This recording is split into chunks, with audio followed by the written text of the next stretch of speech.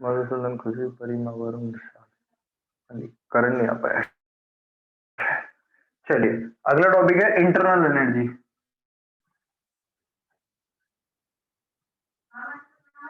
And internal energy represented by you.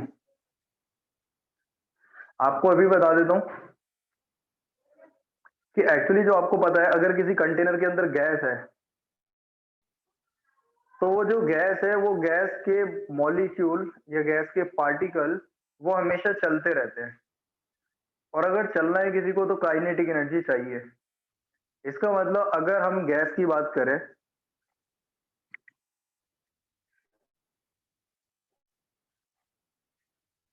अगर gas की बात करें तो गैस के केस में गैस के मॉलिक्यूल, गैस के पार्टिकल्स हमेशा चलते रहते हैं। मानते हो सारे लोग ये बात? इसका मतलब गैस के पास काइनेटिक एनर्जी है। अगर गैस के पास काइनेटिक एनर्जी है तो आप एक चीज और सोच के देखो, जो गैस के पार्टिकल्स हैं, क्या उनके बीच की दूरी हमेशा फिक्स रहती है? तो गैस के केस में तो दूरी बदलती रहती है। अगर मान लो किसी कमरे के छोटे से कोने पे मैंने परफ्यूम छिड़क दिया तो पूरे रूम में फैल जाता है, क्योंकि गैस के मॉलिक्यूल के बीच की दूरी चेंज होती रहती है। अगर वो चेंज हो रही है, इसका मतलब अगर गैस फैल रही है, सोच के देखो, अगर गैस एक्सपेंड हो रही है तो गैस के मॉलिक्यूल दूर दूर जाएंगे, और अगर गैस के मॉलिक्यूल दूर दूर जाएंगे तो उनको एनर्जी चाहिए ताकि इंटरमॉलिक्यूलर अट्रैक्शन को ओवरकम कर ले, क्योंकि इंटरमॉलिक्यूलर अट्रैक्शन तो चाहता है हमेशा कि वो पास रहे। लेकिन अगर गैस एक्सपेंड करेगी तो इंटरमॉलिक्यूलर अट्रैक्शन के अगेंस्ट उस गैस को एनर्जी चाहिए। आगे बात समझ में? तो इंटरनल एनर्जी की जब बात करूंगा तो गैस के पास मॉलिक्यूल जो होते हैं वो चलते रहते हैं। सबसे पहली बात, चलने के लिए कौन सी एनर्जी होती है responsible? Kinetic energy.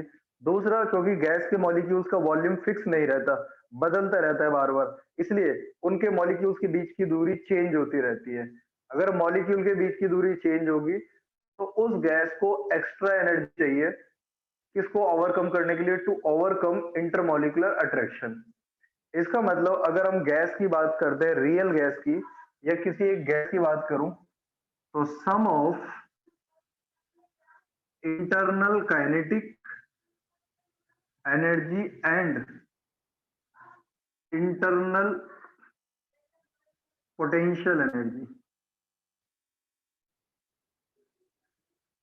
Of gas is called internal energy.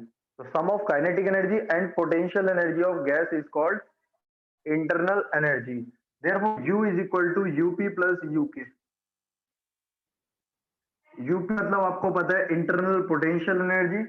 Internal potential energy तब आएगी जब गैस का वॉल्यूम चेंज होगा, अर्थात it depends on volume, and kinetic energy depends on temperature, depends on temperature. इसका मतलब गैसेस की जो इंटरनल एनर्जी होती है वो दो पार्ट पे डिपेंड करती है, एक तो वॉल्यूम पर और टेम्परेचर पे। लेकिन इसमें भी अलग बात है।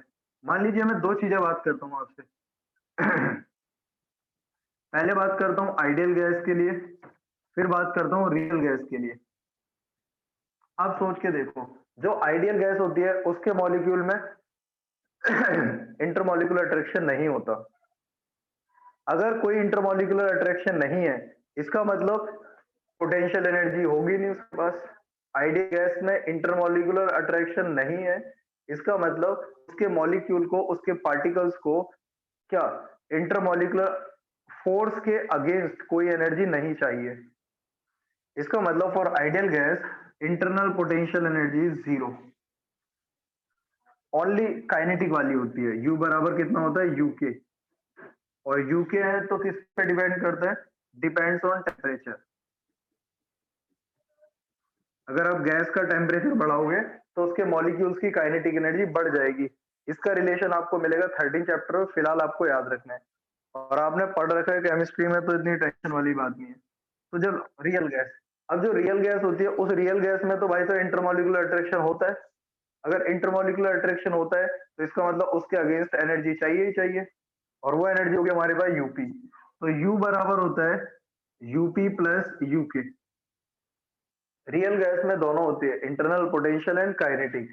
इसका मतलब यू डिपेंड्स ऑन किस किस पे, वॉल्यूम एंड टेम्परेचर।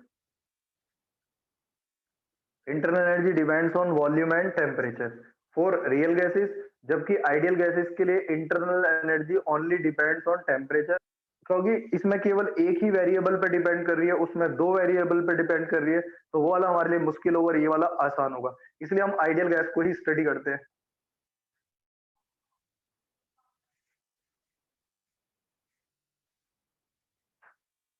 बोलिए भाई, सही है क्या?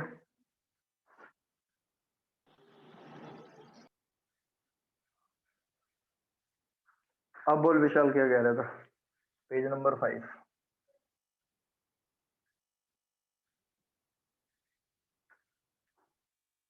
चार्ज की तो बात ही नहीं आई कहीं भी यहाँ पर। गैस तो तुमने पढ़ रखी, गैस तो पता होगा ना तुम्हें, जैसे हाइड्रोजन हो गए, नाइट्रोजन हो गई, ऑक्सीजन हो गई, तो तुम कैसे कह सकते हो पॉजिटिव चार्ज होगा?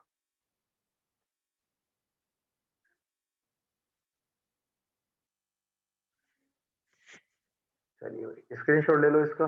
Helium, neon, argon, krypton, carbon dioxide, sulphur dioxide, ये सब गैसेस ही तो है। साफ कर दूं?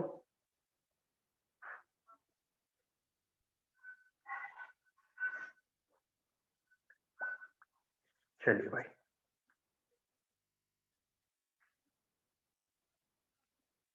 अगला टॉपिक है हमारे पास फर्स्ट लॉ ऑफ थर्मोडायनेमिक, जो आपने केमिस्ट्री में भी पढ़ा है और अब फिजिक्स में भी पढ़ना है।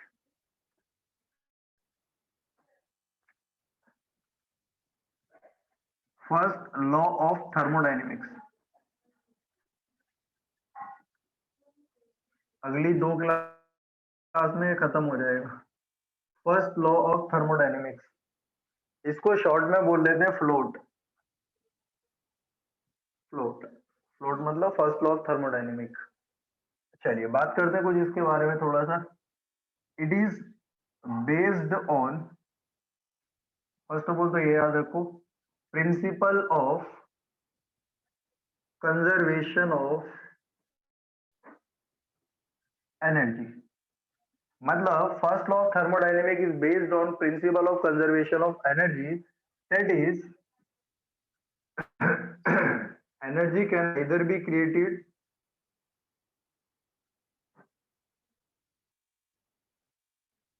nor be destroyed. It can only transfer from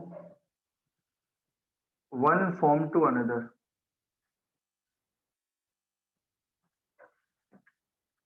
It is based on principle of conservation of energy. That is, energy can neither be created nor be destroyed. It can only transfer from one form to another. एक form से दूसरी form में convert किया जा सकता है। सही है क्या? चलिए अगली बात और करके लिख देता हूं। It is state that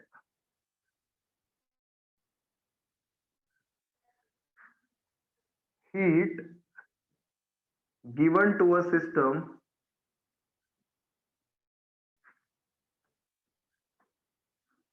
is equal to sum of change in internal energy, change in internal energy plus work done by system। इसका मतलब अगर हम किसी सिस्टम को हीट देते हैं अर्थात डेल्टा क्यू, तो वो बराबर होगा डेल्टा यू प्लस में वर्क बाई सिस्टम के। डेल्टा क्यू बराबर होगा delta U plus W, change in internal energy plus में वर्क। और वर्क को आप ऐसे भी लिख सकते हो, डेल्टा यू प्लस वर्क की जगह पी डेल्टा वी। तो डेल्टा क्यू बराबर आ गया डेल्टा यू प्लस में पी डेल्टा वी।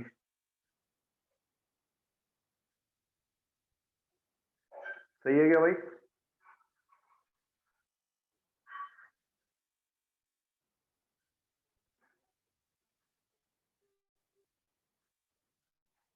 ठीक है, तो ये था आपका फर्स्ट लॉ ऑफ थर्मोडायनेमिक्स। इसका स्क्रीनशॉट ले लो, बाकी अगली क्लास में पढ़ेंगे। अगली क्लास बहुत इंपॉर्टेंट होने वाली है, तो मिस मत करना। बाकी को भी मैं बोल दूंगा वैसे कि भाई अगली क्लास टाइम से आए और मिस ना करें। जितना मेरे को पढ़ाना है उतना पढ़ाऊंगा, चाहे क्लास थोड़ा लेट हो जाए, 10-15 मिनट एक्स्ट्रा भी पढ़ा लूंगा। मतलब एडियाबैटिक का पार्ट खत्म करूंगा, वैसे कोशिश तो यही रहेगी। चलिए भाई स्क्रीनशॉट ले लो, अगली क्लास में मिलते हैं, अर्थात परसों।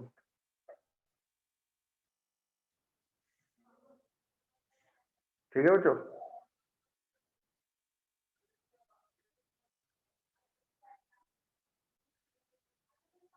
चलिए।